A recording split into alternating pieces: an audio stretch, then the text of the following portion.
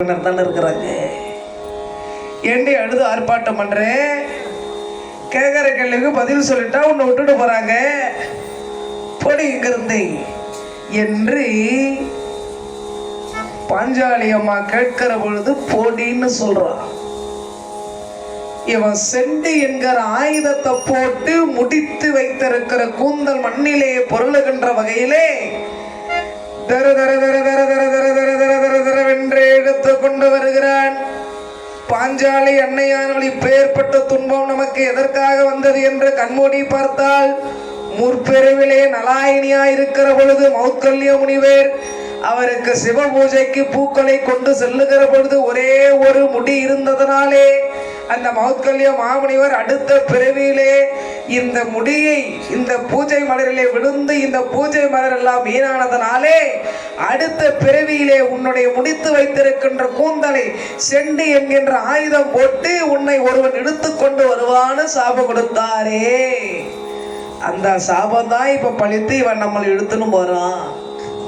இந்த துன்பம் நமக்கு சாபத்தாலே வந்தது. நாம் இதற்கு உபாயமே தேட முடியாது. பாவத்தின் பலனுக்கு மன்னிப்பு உண்டு, சாபத்தின் பலனுக்கு மன்னிப்பே கிடையாது. சாபத்தின் பலனை அனுபவித்தே தீரணும். பாவம் செய்திருந்தால், பாவம்னா என்ன? ஒரு பூச்சை தெரியாம மெரிச்சு சாகடிக்கிறது. தெரியாம செய்கிற தவறினால் வரக்கூடிய, தெரியாம நம்ம ஒரு தவறு செய்யறோம், அந்த தவறுக்கு உண்டான பலனுக்கு பெயர் பாவம்.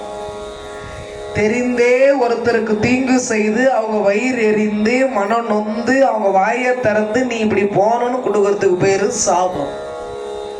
தெரியாம செய்கிற தவறினாலே வரக்கூடிய விளைவினாலே வரக்கூடிய பாவத்துக்கு பல புண்ணிய நதிகளிலே நீராடி ஸ்தலங்களை தரிசனம் செய்து தவம் செய்து அந்த பாவத்திலிருந்து மன்னிப்பு அடைந்து வெளியே வந்துள்ளான்.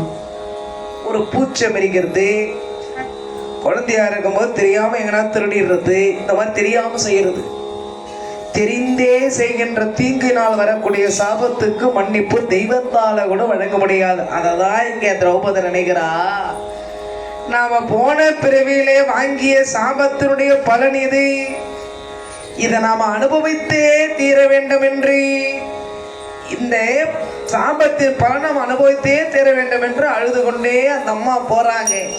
செண்டு என்கிற ஆயுதம் போட்டு தரன்னு எழுந்துன்னு வர்றான்.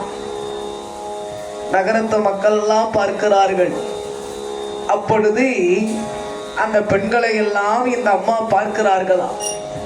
பார்க்கிற பொழுது அந்த பெண்கள்லாம் நினைக்கிறாங்களா, இரும்போ இரும்போ நெஞ்சம் மாமன் இதற்கு செய்தார்,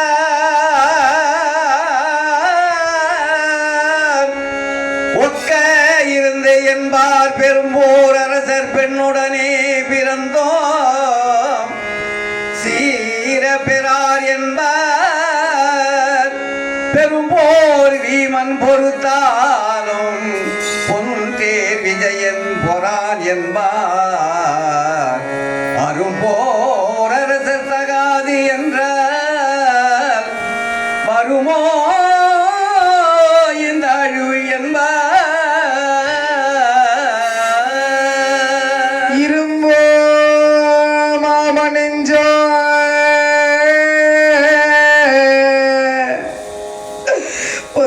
தெய்வமே பாஞ்சாலி செண்டு என்கிற ஆயுதம் போட்டு உன்னை தர தரன்னு துர்ச்சாதனை இழுத்து கொண்டு போராடி நாங்கெல்லாம் வேடிக்கை பார்க்கிறோமே. உன் மனம் என்ன நினைக்கிறதோ, பெண்களே வேடிக்கை பார்க்கறீங்களே, என்ன கேட்கலையேன்னு நீ நினைக்கிறாயோ என்னவோ பத்தினி தெய்வமே. நெருப்புல வந்து உதிர்ந்த தெய்வமா இருக்கிற உனக்கே இந்த நிலன்னா நாங்கெல்லாம் எம்மாத்திரம் அம்மா. இந்த அஸ்தனாபுரத்துக்கு அழிவு காலம் வந்த விட்டது தாயே. இந்த துரியோதன கூட்டம் அழிய போகுது. பத்தினி தெய்வத்தினுடைய கண்ணீர் இந்த மண்ணிலே விடுகிறதே. இதனால என்னென்ன துன்பங்கள்லாம் இனி விளைய போகிறதோ. அம்மா திரௌபதி, உன்னை இழுத்து கொண்டு போகிற பொழுது நாங்கள்லாம் வேடிக்கை பார்க்கிறோம் நினைக்காதம்மா. தெய்வமா இருக்கிற உனக்கு இந்த துன்பம் வருகிற பொழுது நாங்கள்லாம் என்ன தாயே செய்ய முடியும்? எங்களை மன்னித்து விடு அம்மா. திரௌபதி, திரௌபதி மன்னித்து விடுமா. உன்னுடைய கண்ணீரினுடைய பலன் யார் யாருக்கு என்னென்ன தீங்கை தரப்போகிறதோ, இந்த கொடுபாவிகள் கொஞ்சம் கூட நியாயம் தர்மத்திற்கு இடம் கொடுக்காமல் உன்னை இழுத்துக் கொண்டு போகிறார்களே அம்மா. தேவி பாஞ்சாலி, எங்களை மன்னித்து விடுமா. இதையெல்லாம் பார்ப்பதற்கு கண்ணில்லாத அந்த பிறவி குருடன் திருறாற்றே, அவனுக்கு இதெல்லாம் கேட்கறதுக்கு அது கூடவா இருக்காது. அவன் பிள்ளைங்கள்லாம் இந்த தவறு செய்கிற பொழுது பிள்ளைகளே இது செய்யாதீங்க அவன் வாயை திறந்து சொல்லக்கூடாதா? அவனுக்கும் தானே துச்சலை என்ற ஒரு பெண் இருக்கிறா. அந்த பெண்ணுக்கு இந்த நிலை வந்தால் அவன் ஏற்றுக்கொள்வானா? அந்த பெண்ணுக்கு இந்த துன்பம் வந்தால் அவன் இதை பொறுத்துக் கொள்வானா? அவர்கள்லாம் இதை சொல்லக்கூடாதா? அம்மா திரௌபதி, எங்களை மன்னிச்சிடுமா பாஞ்சாலி, மன்னிச்சிடுமா பாஞ்சாலி. நகரத்து மக்கள் எல்லாம் இப்படி எழுதிட, என்னை விட்டுடு துர்ச்சாதனா, என்னை விட்டுடு துர்ச்சாதனா. நான் இப்பொழுது மாதவிடாயில் இருக்கிறேன், என்னை விட்டுடு துர்ச்சாதனா. ஏய் பாஞ்சாலி, என்னடி இப்படி எல்லாம் நீ அழுது ஆர்ப்பாட்டம் செய்தால் நான் உன்னை விட்டு விடுவேன் என்று எண்ணுகிறாயா? வாடி என்று தர தர தர தர தர தர தரவென்று எடுத்து வந்து சபையில தள்ளலாம். இந்த சபையில தள்ள உடனே பீமன் கதை மேல் கை வைக்க விஜயன் சிலை மேல் விழி வைக்க, மேல் கை வைக்க விஜயன் சிலை மேல் விழி வைக்க, தாமம் புனை தோழரை ஓரும் தம் தம் கருத்தில் சினம் ஊட்ட, தூமம் படும் செந்தெல்லவிய சோனை மேகம் சொரிவதை போல், நாமம் தருமம் என தக்கோன் இளையோர் ஆர நவிலுற்றார்.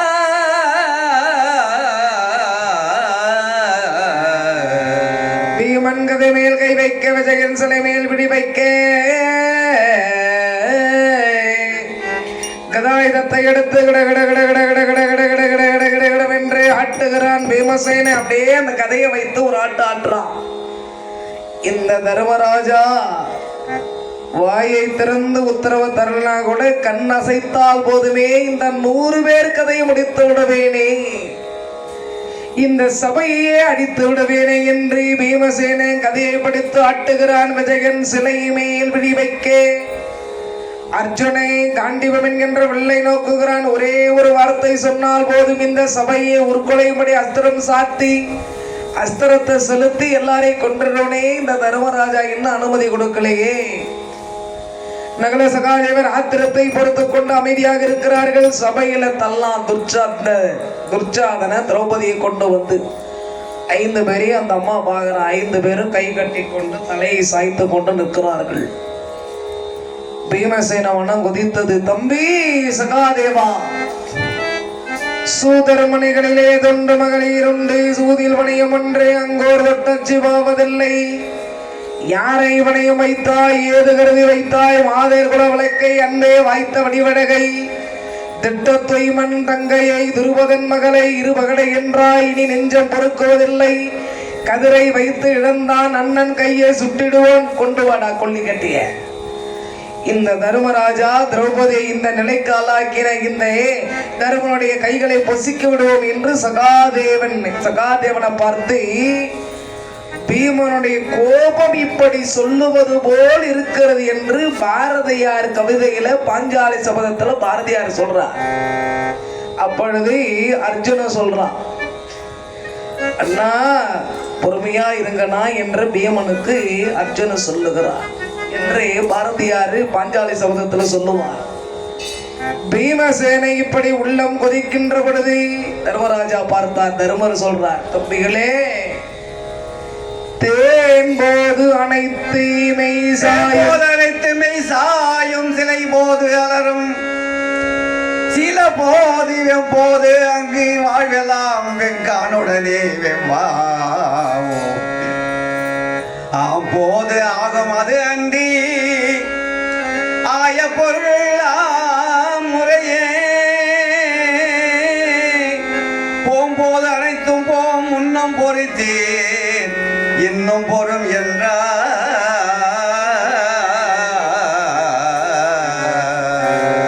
தேன் போது அனைத்து மெய் சாயும் சில போது அலரோ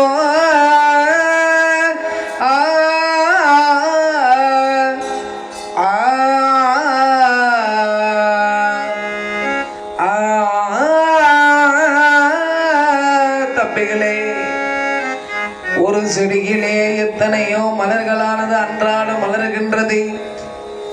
அத்தனை பூக்களும் ஆண்டவன் சன்னிதானத்தை போய் சேருகிறதா? மலர்ந்தே பூக்கள் எல்லாம் செடியிலே இருந்து கீழே விழுந்து விடுகிறது. அதற்காக செடி என்னை வருத்தமடைகின்றதா? அடுத்த நாள் புது பூக்களை தருகிறதல்லவா? அதுபோல ஒரு காடு பற்றி எரிகிற பொழுது அந்த காட்டுல இருக்கிற எல்லா பொருளும் மிருகங்களும் சாம்பல் ஆயிடும். அது மாதிரி பொருள் எல்லாம் வரக்கூடிய பொழுது ஒவ்வொன்றா வரும். போகிற பொழுது மொத்தமா போய்விடும் என்பது போல எல்லா பொருளும் நான் இழந்த பொழுது நீங்க பொறுமையா இருந்தீங்க. பாரதத்துக்கு நீங்க வரும்போது எப்படி வரீங்க? ஒருத்தரா வரீங்க. போகும்போது முதல்ல வந்தவங்க முதல்ல போட்டோம், பின்னாடி வந்தவங்க பின்னாடி போகலான்னா பார்க்குறோம். பாரதம் முடிஞ்ச பிறகு மொத்த பேரும் ஒன்றா தானே சேர்ந்து எழுந்து போகிறோம். வரும்போது ஒருத்தராக வரீங்க. அதே மாதிரி தான் பொருளும் சேருகிற பொழுது மெதுவாக வருமா. இன்னைக்கு ஒரு பிளாட் வாங்கணும், இன்னொரு நாளைக்கு நகை வாங்குவோம். எல்லாம் ஒரே நாள் வாங்க மாட்டோம். ஆனால் அது அழியக்கூடிய நேரம் வந்தால் மொத்தமாக அழிஞ்சிடும். அதுதான் தர்மன்னு சொல்கிறாரு. காடு பற்றி எரிகிற பொழுது காட்டில் இருக்கிற பொருளெல்லாம் ஒன்றா சேர்ந்து அழிவது போல தம்பிகளே, வரக்கூடிய நேரம் வந்தது, எல்லா பொருளும் வந்தது. இப்போ போகக்கூடிய நேரம் வந்தது, எல்லா பொருளும் போயிடுச்சு. இதற்காக வருத்தப்படாதீர்கள் என்னுடைய அருமை தம்பிகளே. இதுக்காக வருத்தப்படாதீர்கள் என்னுடைய அருமை தம்பிகளே. மறுபடியும் வரக்கூடிய நேரம் வருகிற பொழுது எல்லா பொருளும் மறுபடியும் வரும். மறுபடியும் எல்லா பொருளும் வரும். என் அருமை தம்பிகளே, எந்த பாரத போர் வரக்கூடாது என்பதற்காக தருமன் சூதாடினன் என்ற பணி வந்தா கூட பரவாயில்ல என்று ஏற்றுக்கொண்டேனோ, இப்பொழுது உங்களை எல்லாம் வைத்திருந்த பொழுது நீங்க பொறுமையாக இருந்தீர்கள். முன்பு எப்படி பொறுத்தீர்களோ அதே மாதிரி இப்பொழுதும் பொறுமையாக இருங்கள். முன்பே பொறுத்தது போல இப்பொழுதும் பொறுமையாயிருங்கள். முன்பு பொறுத்தீர்களே அதே மாதிரி தம்பிகளே இப்பொழுதும் பொறுமையாயிருக்கு. உங்களை எல்லாம் வைத்து இழந்த பொழுது பொறுமையா இருந்தீர்களே, அதே மாதிரி இங்க என்ன நடந்தாலும் எந்த பாரத போர் வரக்கூடாது என்பதற்காக என் மேல பணி வந்தா கூட பரவாயில்ல என்று நான் பகடையாட அமர்ந்தேனோ, அந்த பாரத போர் வரும்படி செய்திடாதீங்க என் அருமை தம்பிகளே. இங்க என்ன நடந்தாலும் நீங்க பொறுமையா இருக்க வேண்டும் என்று தர்மராஜா சொல்லுகிறார். அப்படியே அண்ணா அவனுடைய ஒரு சொல்லுக்கு கட்டுப்பட்டு அத்தனை பேரும் அமைதியாகி விட்டார்கள். 4 பேரும், பேம, அர்ஜுனன், நகுல, சகாதேவர். துச்சாதனம் பார்த்தான். பாஞ்சாலி, ஏண்டி அழுது நாடகம் ஆடுகிறாய்? ஏன் அழுகிறாய்? எல்லாரும் கணவன்கள் 4 பேரும் உயிரோடு தானே இருக்கிறாங்க, சுத்தா போயிட்டாங்க, ஏன் அழற? துரியோதனம் பார்த்தான். பாஞ்சாலிய பாக்குறான். என்ன பார்த்து நேற்று ராஜசூயாக மண்டபத்தில் நான் கீழே விழும்போது சிரித்தாயே, அப்ப எனக்கு மனம் எவ்வளவு வலிச்சிருக்கும், அனுபவி என்று பாஞ்சாலியை உற்று நோக்கிறான் துரியோதனை. அப்ப அந்த அம்மா அந்த சபையோரை பார்த்து கேட்கிறாங்க, மண் தோற்றனின் வெஞ்சூதாகில் வழக்கார் கொன்மின் மன்னவையில் முன் தோற்றனோ?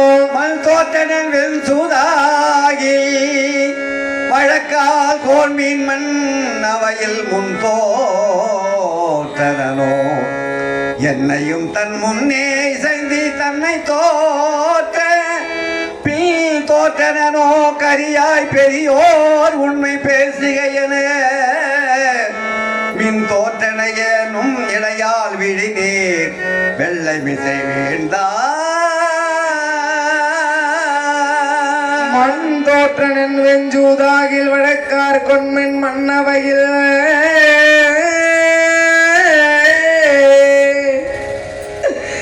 சபையோர்களே, இங்க நடந்தது சொல்லுங்க.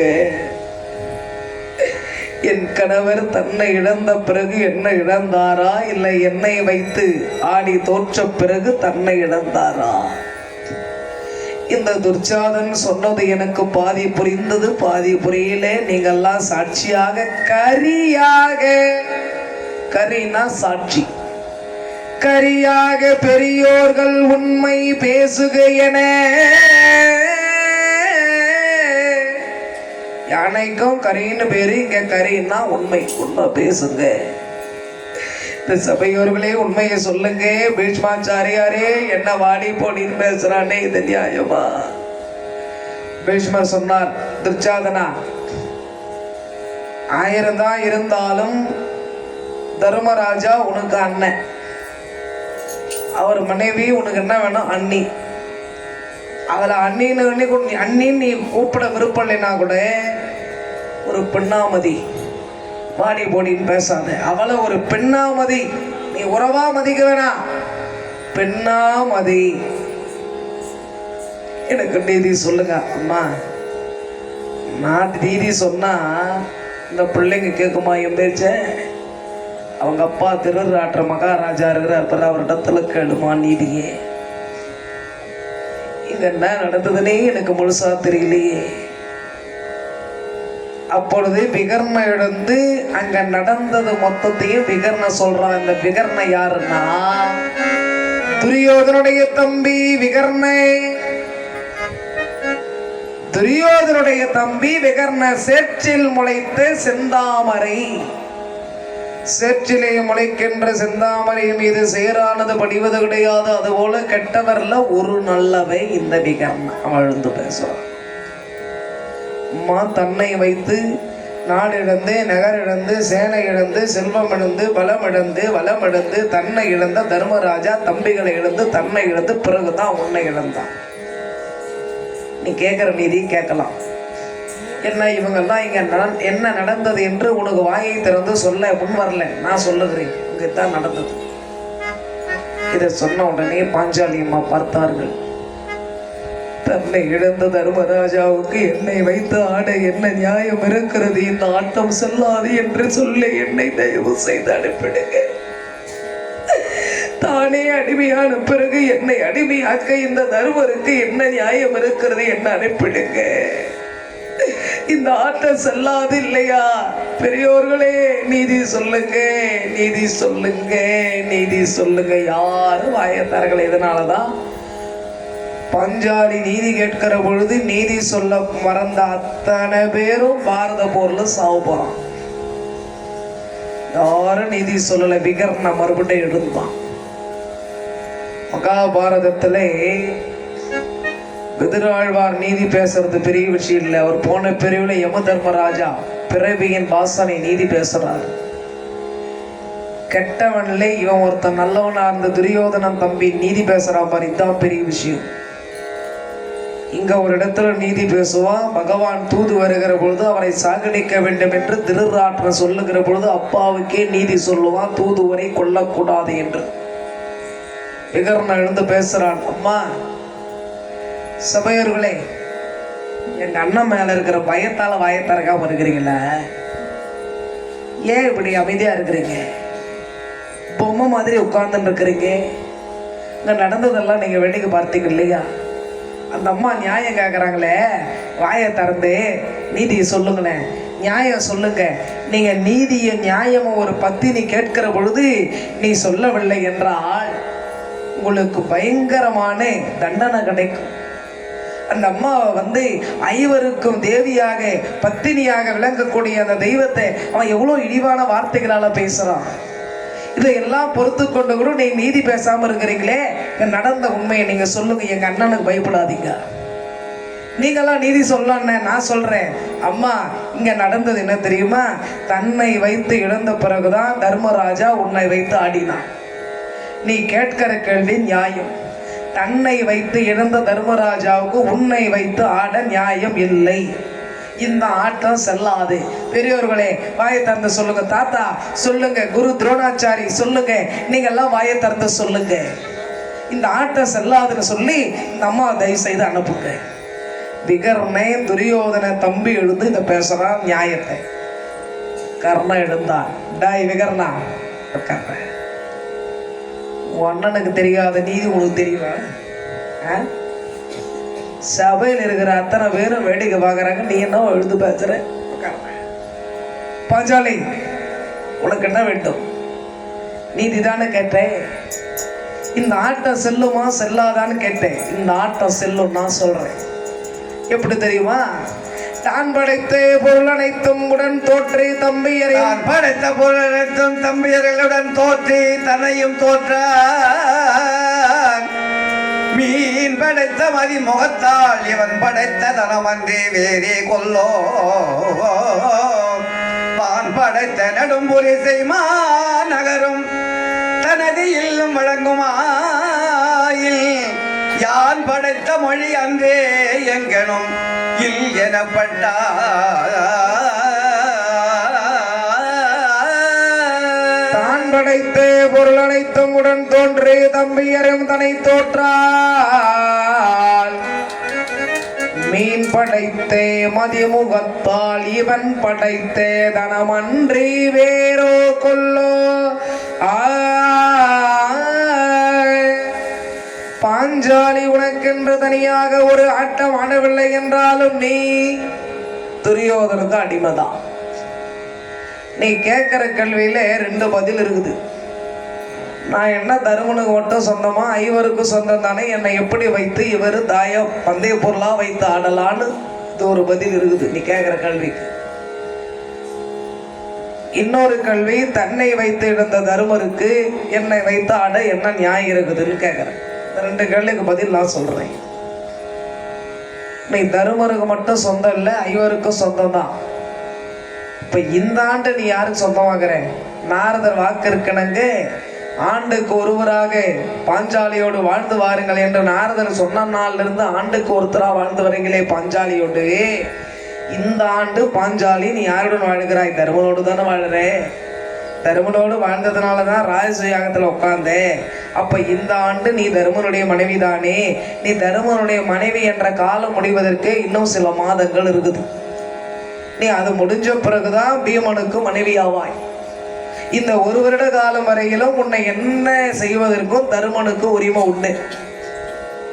அதனால கேள்விக்கு பதில் சொல்றேன்.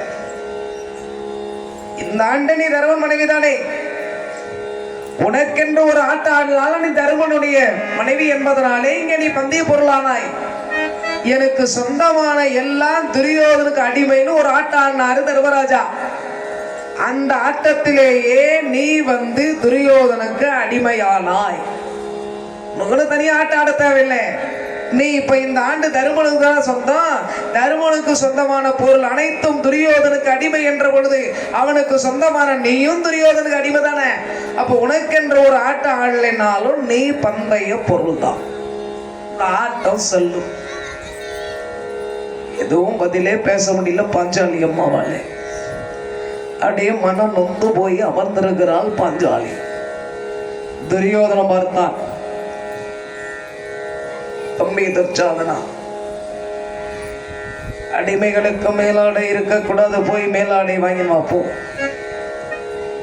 தருதுகில் என தங்களை வன்பொடு துர்ச்சாதனன் சொலாமுன் தரு துகில் என தங்களை தங்களை அன்போடு துர்ச்சாதனன் சொல்லாமல் வருகை அவரையும் மாபின் வாங்காத உத்தரையம் வாங்கி இருந்தார். அருகே அணுகி மடவரலை எஞ்சாமல் தொகில் உரிவான் அமைந்த போதில் இருகை நகுமலர் குவியை எப்பொருள் பெருமானினை அடிக்கே இதயம் சேர்ந்தார். தரு துகிலென தங்களை வன்முடன் துர்ச்சாதன் சொல்லாமன்.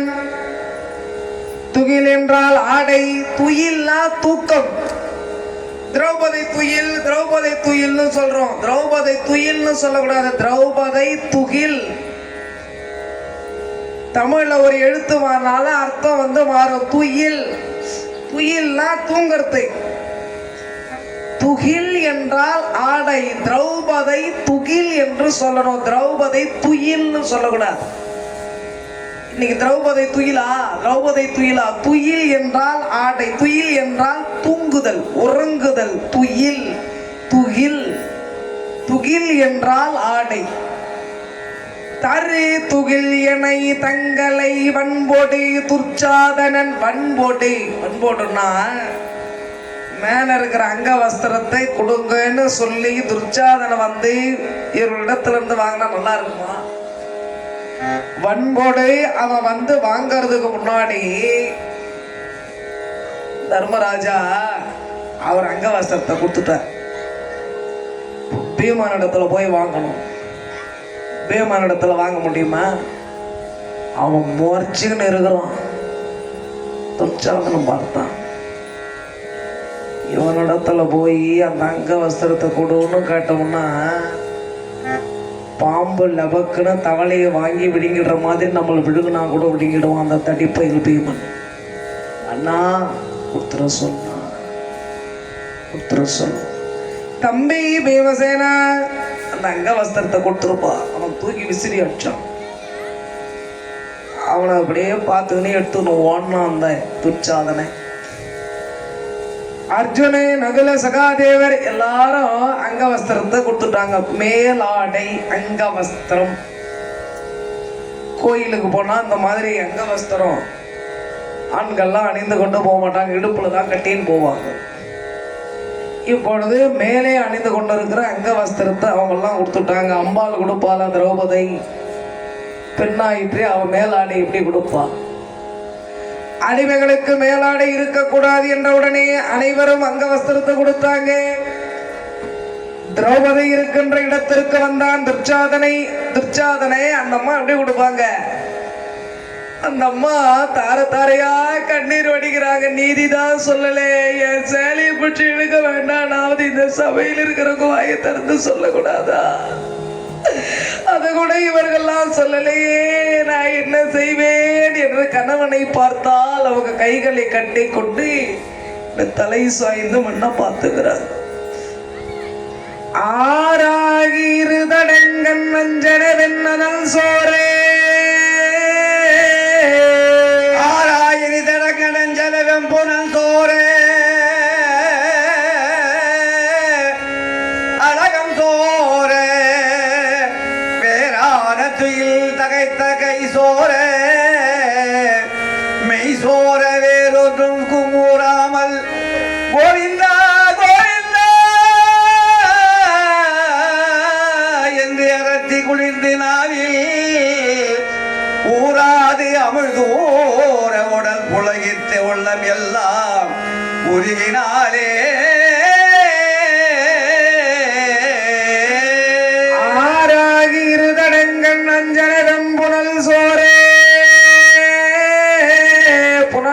கண்ணுல தண்ணீர். பாஞ்சாலி அம்மாவுக்கு தார தாரையா கண்ணீர் வருது. யாருமே இந்த பிள்ளைகளுடைய சேலையை பற்றி எடுக்காதன்னு ஒருத்தர் கூட இந்த சபையில சொல்லலையே. எனக்கு நீதி சொல்லலனா கூட இந்த அநியாயத்தை நடத்த வேண்டானா அது வாயத்தறுத்து சொல்லக்கூடாதா? ஒருத்தர் கூட சொல்லலையே என்று திரௌபதா தேவி மனம் நொந்து போறா. புனல் சோரே அழகம் சோரே, அழகன்னா கூந்தல். தார தாரையா கண்ணீர் வருது. இந்த கூந்தலானது, இந்த அழகமானது அவன் சென்று என்கிற ஆயுதத்தை போட்டு எடுத்துன்னு வந்ததுனாலே அப்படியே சோர்ந்து போயிருது. இப்ப ஏற்பட்ட நிலைமை நமக்கு எதனால வந்தது? போன பிறவியில நாம நலாயினியா இருக்கிற பொழுது தெரியாம நம்முடைய செயலை மௌத்கலியர் மீது பட்டது. அப்ப அந்த முனிவர் நமக்கு சாபம் கொடுத்தாரு. உன் சேலையை நட்ட நடு சபையில ஒருத்த புற்று இழுப்பான்னு சாபம் கொடுத்தாரு. அந்த சாபம் இப்ப நடக்க போது போல இருக்குது. பாவமா இருந்தா இதுல இருந்து வெளியே வந்துடுவேன். இந்த சாபத்தை நான் அனுபவிச்சுதானே ஆகணும் என்று நான் யாரை இங்கே துணைக்கு அழைப்பேன். என் கணவர்கள் 5 பேரும் இப்படி அடிமையாகி கைகளை கட்டி கொண்டு நிற்கிறார்களே. இந்த சபையிலே இருப்பவர்கள் நீதியை சொல்ல மறந்து நிற்கிறார்களே. நீதியை சொல்லலை என்றாலும் இப்படி ஒரு அநியாயத்தை நடப்பதையும் உங்க தடுக்கலையே. நான் யாரை அழைப்பேன்? திக்கற்றவருக்கு தெய்வமே துணை. திக்கற்றவருக்கு தெய்வமே துணை. இந்த பழமொழி இங்கதான் வருது பாரதத்துல. இப்ப எனக்கு யாரும் திக்கு இல்லை, தெய்வம்தான் துணை என்று அந்த அம்மா சேலையை ஒரு கையால படித்துக் கொண்டு கோவிந்தா கோவிந்தான்னு அடைகிறாங்க. கண்ண பரமாத்மா சாப்பிட்டு இருந்தார், பாதி சாப்பாட்டுல இருந்தார்.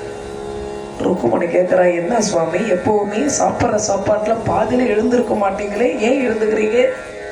தேவி, என் தங்க பாஞ்சாலி ஆபத்தில் இருக்கிறா, அவளை போய் நான் காப்பாத்துறேன், நான் புறப்படுறேன். இந்த சாப்பாட்டை எடுத்து கொட்டிடு. ஏனென்றால் பாதி சாப்பாட்டுல எழுந்து வரக்கூடாது. அப்படி ஒருவேளை எழுந்து வந்தால் மறுபடியும் அதை மூடி வச்சு சாப்பிடக்கூடாது. சாப்பாட்டுல முதல்ல பாதியில எழுந்து போகக்கூடாது. எழுந்து போயிட்டோம்னா திரும்பி வந்து அந்த சாப்பாட்டை சாப்பிடக்கூடாது. அது பசு மாமிசத்துக்கு சமம். அதை எடுத்து மாட்டு தொழுவத்துல கொட்டிடணும். புதுசாதான் போட்டு கொண்டு சாப்பிடணும் அதுக்கு பிறகு. அதனால இந்த சாப்பாட்டை எடுத்து கொட்டிடுமா ருக்குமணி, நான் புறப்பட்டு போய் வரேன்னு அங்கிருந்து வரான் பகவான். ஒரு கையாலே உயர்த்தி கோவிந்தா என்று அழைக்கிற பொழுது எழுந்து வந்தான். நாராயண வந்தவே துரியோதனுடைய அந்த வாசப்படியிலேயே நின்று கொண்டான். ஏன்னா இப்ப இவன் ஒரு கையால தானே எனக்கு கூப்பிடுறா, 2 கையால கூப்பிடலையே. அப்ப இவளுக்கு நம்மை நாமே காப்பாற்றிக் கொள்வோம் என்கிற நம்பிக்கை இருக்குது இல்ல. என்னையே இவன் முழுசா நம்பட்டும். என்னை முழுசா நம்பி 2 கையையும் தூக்கி சிரசல வைத்து கூப்பிட்டாதான் நாம போய் இவளை காப்பாற்றணும். அவ எவ்வளோ நேரம் நம்மை நாமே காப்பாற்றி கொள்ள முடியும்ன்ற எண்ணம் அவளுக்கு இருக்குதோ அவ்வளோ நேரம் இங்கே நின்று கொண்டிருப்போம் என்று வாசப்படியிலே நிற்கிறானா கோவிந்தன். இங்க நின்று கொண்டு இருக்கிறாள் பாஞ்சாலி. அவன் பக்கத்தில் வரல, அவன் முழுசா என்னை நம்பி கூப்பிட்டான், அப்பதான் நான் வருவேன் நின்று கொண்டு இருக்கிறான். ஒரு கையாலே அடைத்து அடைத்து பார்த்தால் இந்த ஒரு கையாலே சேலையை பற்றி எடுக்கிறான். எவ்வளவு நேரம் முடியல. நாராயணா கோவிந்தா தெய்வமே, எனக்கு நீயே துணை, நீதான் என்னை காப்பாற்ற வேண்டும். பகவானே, இனி என்ன நடந்தாலும் சரி, நான் மாதவிடாயிலே இருக்கின்றேன், ஒற்றை ஆடையிலே இருக்கின்றேன். இனி நான் வாழ்வதும் வீழ்வதும் எல்லாம் உன் திருக்கரத்தில் இறைவா. இனி எது நடந்தாலும் பரவாயில்லை என்று எண்ணிய பாஞ்சாலி இந்த சேலையும் விட்டுட்டு 2 கையும் இப்படி மேல தூக்கணும். மேல தூக்க நின்று கோவிந்தா கோவிந்தா என்று அழைக்கின்றார்.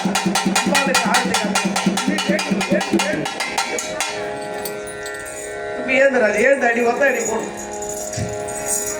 அரிகரி அரி என்பார், கண்ண அபயம் அபயம் என்பார். அரி அரி அரி என்பார், கண்ண அபயம் அபயம் என்பார். ஓம் அரிகரி நரகரி முரகரி அம்புஜாசரி அச்சுதா உச்சுதா பஞ்சாயுதா பண்டவர் தூதா லட்சுமி சமேதா லீலா வினோதா கமலப்பாதா ஆதிபச்சந்திரகிதா அகிலாண்டவோரி பிரம்மாண்ட நாயக அநாத ரட்சகா பரமானந்தா முகுந்தா வைகுந்தா கோவிந்தா காரணா பச்சையண்ணா பந்தனசைனா கவனக்கண்ணா ஜனார்தனா கருணாகனா ராஜசமர்தனா காளிங்கநத்தனா சேஷசைனா நாராயணா பிரம்ம பாராயணா ஸ்ரீ வாமனா நந்த நந்தனா மதுசூதனா பரிபூரணா சர்வகாரணா வெங்கடரமணா சங்கரனா சீரா துளசிதரா தாமோதரா பீதாம்பரா சீதா மனோகரா மக்ககச்சவரா கவதரா பலவத்ரா பரம தயாபரா சங்கசக்கரா சர்வேஸ்வரா ராதா மனோகரா கோவிந்தா கோவிந்தா கோவிந்தா கோவிந்தா சொல்லுவா கோவிந்தா கோவிந்தா கோவிந்தா. துர்ச்சாதனன் எழுந்து துயர்தனை புரிய செய்வார். துர்ச்சாதனன் எழுந்து துயர்தனை புரிய செய்வார். அச்சோ தேவர்களே ஹரி ஹரி ஹரி என்பார், கண்ண அபயம் அபயம் என்பார். கோவிந்தா சிலுக்க சிலுக்க வராதே, சிலுக்க சிலுக்க வராதே, பகாலிகமா சிரிச்சுக்கிட்டு ஆடி வராதே. சிலுக்க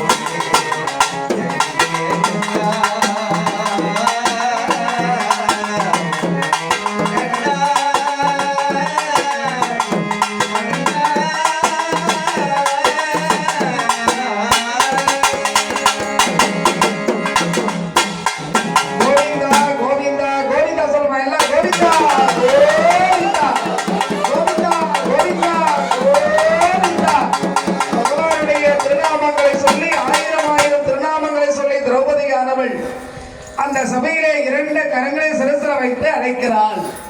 அப்படி அழைக்கின்ற பொழுது நாராயணாக விளங்கக்கூடிய எம்பெருமான் அருமறை சொல்லிய நாமம் ஆயிரம் உரைத்தழைக்க அமரர் சொல்லிய நாமம் ஆயிரம் உரைத்தழைக்க அமரர் போற்றும் திருமணம் செஞ்ச வெடியோ திருச்செவியில் இவள் மொழி சென்று சென்ற காலை மறுமலர் என்ற மாறிமரம் மருங்கா வகை மறந்தே வந்து தோன்றே பெரிய வீரனையாம்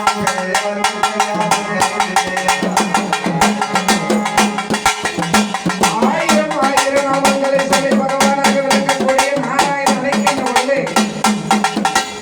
கண்ணையம் பெருமான் பாஞ்சாலினுடைய மனிதன் கண் தோன்றி இடுக்க இடுக்க வண்ண வண்ண சேலைகளை வணங்கினார். அப்படி இடுக்க இடுக்க வண்ண வண்ண சேலைகளை வணங்குகிற பொழுது நல்லா கோவிந்தா சும்மா கோவிந்தா கோவிந்தா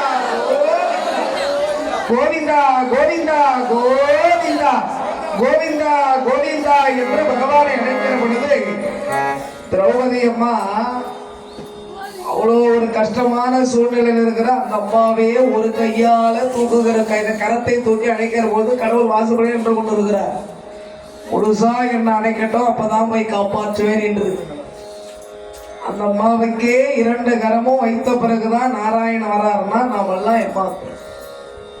அப்படி இரண்டு கரங்களை வைத்து அணைத்தவுடன் பகவான் கோவிந்தன் அந்த அம்மாவுடைய மனதின் கண் தோன்றி இடுக்கே இடுக்கே வண்ண வண்ண சேலைகளை வணங்கியபடியே இருக்கிறார். அவளை இடுக்க இடுக்க வண்ண வண்ண சேலைகளை வணங்குகிற பொழுது துர்ச்சாதனை எடுத்து எடுத்து எடுத்து அவன் கையும் காலம் சோர்ந்து போறான்.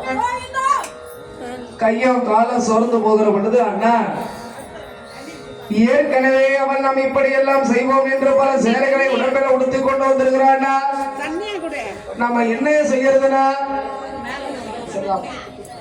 நம்ம என்ன செய்வது அண்ணா என்று கேட்கிற பொழுது அண்ணா நம்ம என்ன